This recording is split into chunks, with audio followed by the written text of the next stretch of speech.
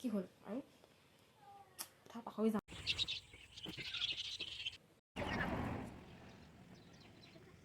Good morning, নমস্কাৰ বন্ধুসকল। মই কিচেন প্ৰিয়া আজি পুনৰ আহিছোঁ আপোনাক ভিডিঅ'ৰ সৈতে। আজি যিহেতু দেওবাৰ, তো আজি ঘৰত মই আছোঁ। আজি দিনটো ফ্ৰী। আজিৰ দিনটো মই কি কৰোঁ সকলোখিনি শ্বেয়াৰ কৰিম। ভিডিঅ'টো একেলগে চাব, আৰু যদি মোৰ ভিডিঅ'বোৰ চাই ভাল পায় like, comment, share and subscribe কৰি দিব।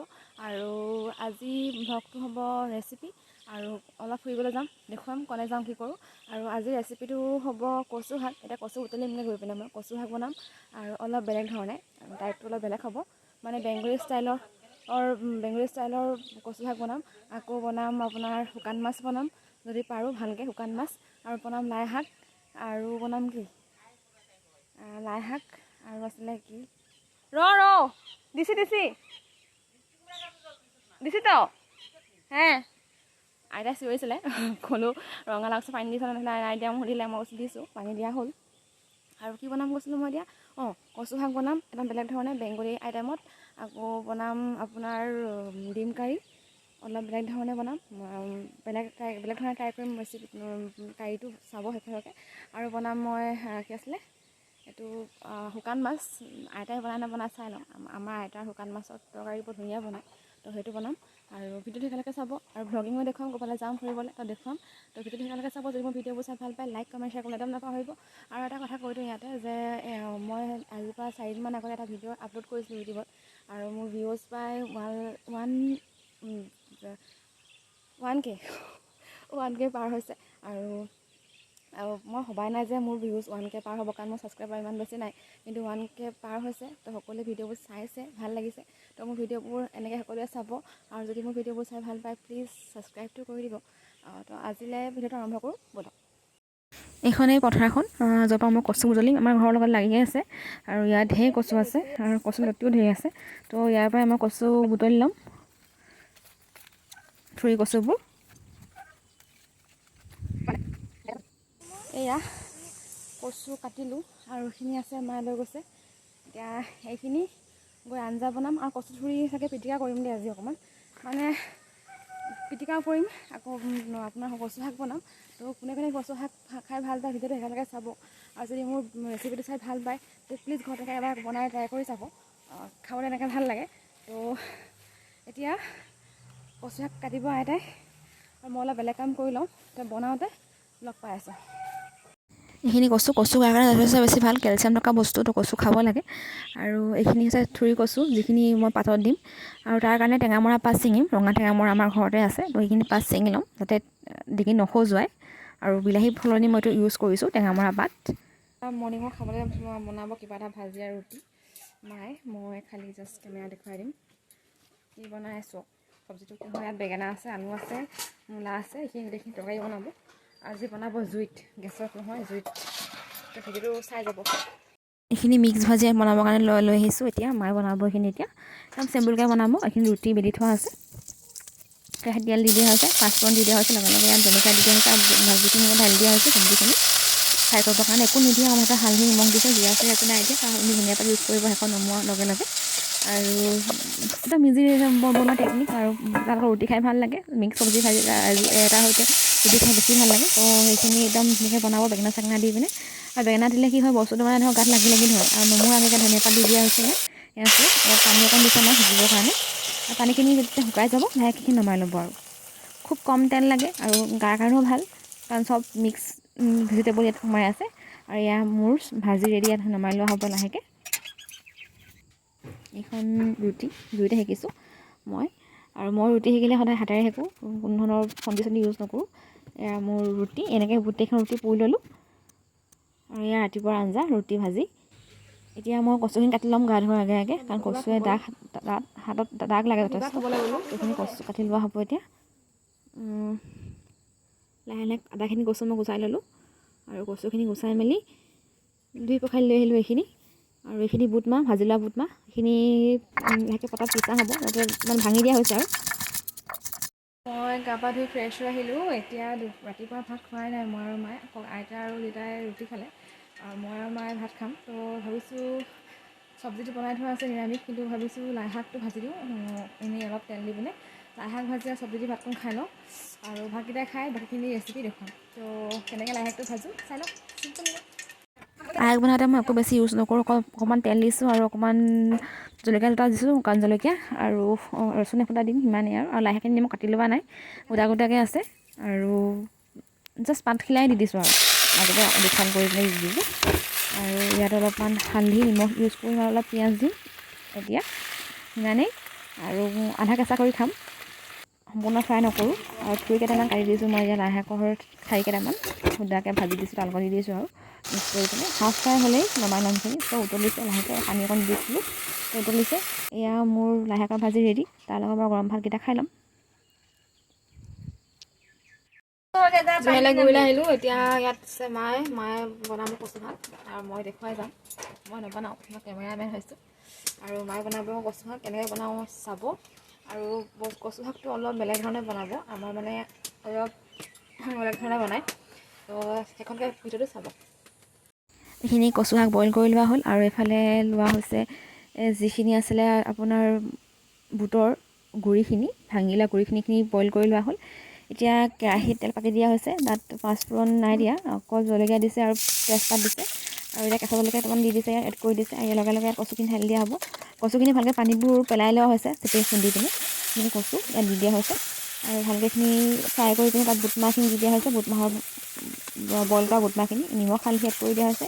ইয়াত কোনো ধৰণৰ ৰচুন আৰু পিঁয়াজ ইয়াত ইউজ কৰা হোৱা নাই, জিৰা ইউজ কৰা হোৱা নাই, অকল জলকীয়া নিমখ আৰু হালধি আৰু জাষ্ট শেষৰ নমৰ আগে আগে অলপমান চেনি দিয়া হ'ব, ইমানকণে ইয়াত আৰু ইউজ অন্য কোনো বস্তু নহয়। এয়া মোৰ ৰেডি কচু শাক হৈ গ'ল, খাই খুব বেছি ভাল লাগে।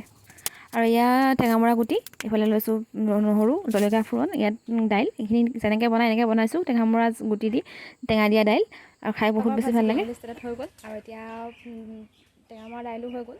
এতিয়া বনাম টেঙামৰা পাতৰ সৈতে কচু থুৰি পিটিকা। আৰু তাৰপিছত আছে আৰু এটা আইটেম, সেই আইটেমটো বনাই পিনে ৰেচিপি সামৰণি মাৰিম। তাৰপিছত ব্লগিং যাম, এঠাইত দেখুৱামগৈ গৈ পিনে আপোনালোক, বহুত দিনৰ পৰা দেখাম কৈছোঁ, কিন্তু যোৱা হোৱা নাই, কিন্তু আজি যাম সেই ঠাইত দেখুৱামগৈ গৈ পিনে। তো এইটো কেনেকৈ কৰোঁ চাই লওক। মই চিম্পুল ৰেচিপি, সকলোৱে এনেকৈ বনাই, সকলোৱে খায়, কিন্তু তথাপি দেখুৱাইছোঁ আৰু। তো ভিডিঅ'টো চাব শেষলৈকে, যদি চাই ভাল পায় কৈছোঁ নহয় ছাবস্ক্ৰাইবটো কৰি দিব। কচু থুৰিখিনি কাটি লোৱা হৈছে এনেকৈ সৰু সৰু কৰি পিনে, আৰু তাত টেঙামৰা পাত দি দিয়া হ'ব আৰু লগত ৰচুন আৰু জলকীয়া এড কৰি দিয়া হ'ব, এড কৰি বান্ধি দিয়া হৈছে নিমখ অকণ সানি পিনে। আৰু এইখিনি জুইত সোমোৱাই দিয়া হৈছে অঙঠাত, আৰু সেইখিনি এতিয়া হওক। এইফালে লৈ আছে চব্জি, শুকান ভাজি বনাবৰ কাৰণে।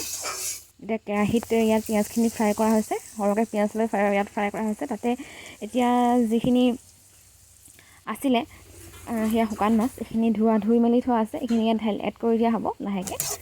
আৰু মানে এইখিনি আধা ফ্ৰাই হোৱাৰ লগে লগে এইখিনি ইয়াত এড কৰি দিয়া হ'ল।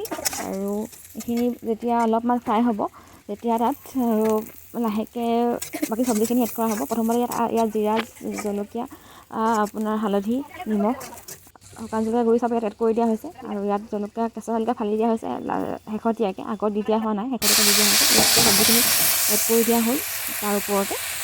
আৰু যেতিয়া এইখিনি ভালকৈ ফ্ৰাই হ'ব, তেতিয়া তাত অলপ পানী এড কৰা হ'ব শেহতীয়াকৈ, এতিয়া নহয় কিন্তু। এতিয়া ইয়াত যিহেতু নিমখ হালধি অলপ কম হৈছে, গতিকে ইয়াত নিমখ অকণমান আৰু অকণমান হালধি ইয়াত এড কৰি দিয়া হৈছে।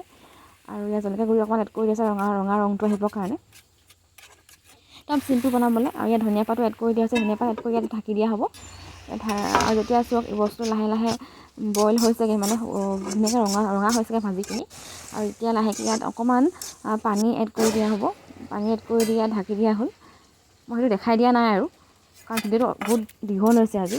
তো এইখিনি চাওক সিজিছে মানে ধুনীয়াকৈ।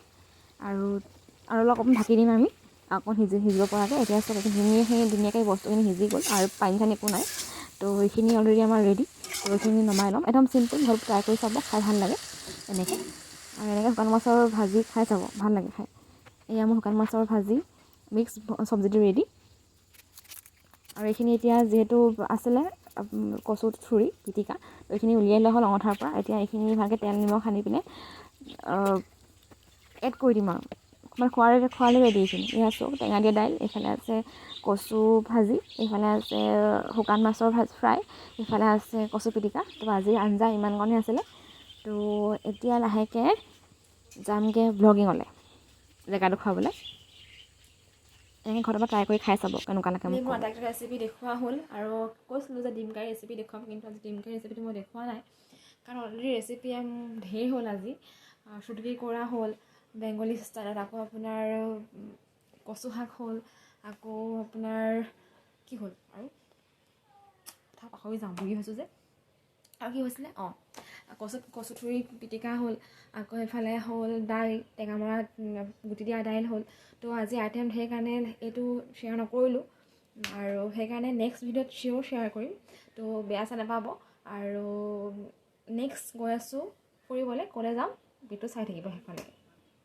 এতিয়া মই ৰেডি হৈ ওলাইছোঁ যাবলৈ অহাৰ পিছলৈ। মই যাম আৰু লগত দুজনীটা পোৱালি যাব, কাৰণ ইয়াত মোৰ লগ নাই। যিবোৰ লগ আছিলে সকলোখিনি বিয়া বাৰু হৈ গ'ল, সকলোখিনি বা আছিলে, ইয়াত সৰু মই, তো সব বিয়া বাৰু হৈ গ'ল। এতিয়া মই আৰু দুজনীমান পোৱালি যাম আৰু মা যাব অভাৰব্ৰিজ কৰিবলৈ।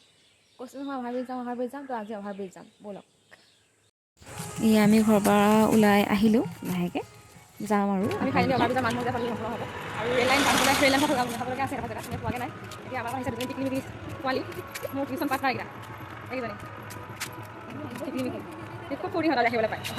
এজনে বোলে ফোন কৰিছে আজি আহিবলৈ, কেতিয়া আহিব, কেতিয়া যাবা, মই ওলাই ৰেডি বুলি। এইডোখৰ মাজৰ ঠাইতে আমি থিয় হ'লোঁ অকণমান, ভিউটো চাইছোঁ ভাল লাগিছে। এইফালে চব ইমান ধুনীয়াকৈ সূৰ্যটো ওলাই আছে, এইফালে গাড়ী মটৰ অহা যোৱা কৰি আছে, বৰ ধুনীয়া জেগা এডোখৰ, ভাল লাগিছে। হাই বুলি কৈ দে।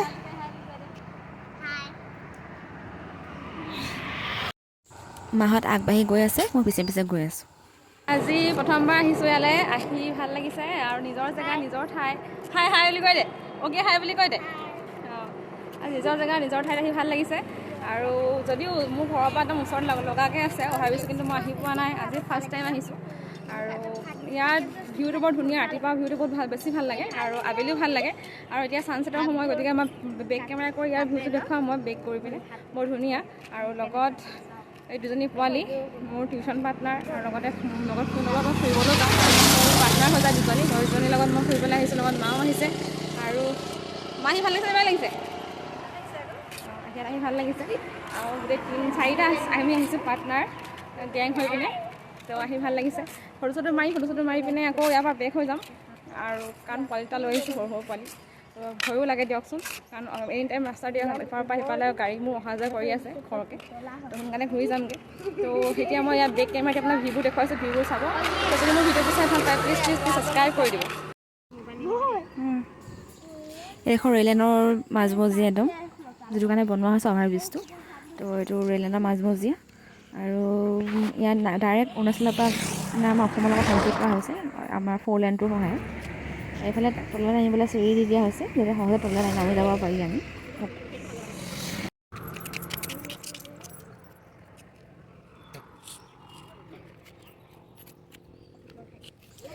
বহুত মানুহ ইয়াত চাবলৈ আহিছে জেগাডোখৰ। আমি ইপাৰ হৈছোঁ, ইপাৰ চাওঁগৈ ভিডিঅ'টো আৰু দেখুৱাম ৰ'ব।